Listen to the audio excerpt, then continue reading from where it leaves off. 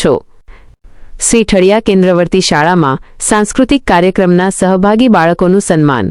ઠળિયા આજ રોજ શ્રી ઠળિયા કેન્દ્રવર્તી શાળામાં એક આનંદમય પ્રસંગ યોજાયો હતો।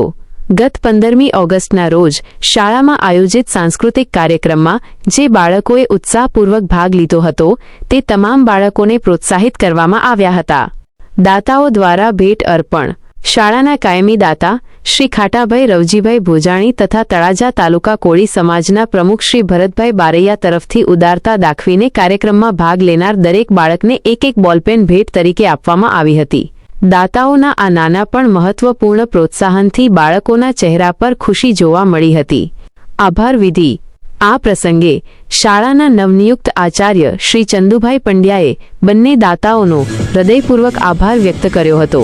તેમણે જણાવ્યું હતું કે આવા સહયોગથી બાળકોમાં રહેલી કલા શક્તિને વેગ મળે છે અને શિક્ષણ પ્રત્યે તેમનો રુચિ વધે છે। આપણી વચ્ચે પધારેલા ખાટાભાઈ ભોજાણી સાહેબ અને ભરતભાઈ બારૈયા સાહેબ કે જેમનું હું હૃદયપૂર્વક આ મંચ ઉપર સાહેબ સ્વાગત કરું છું।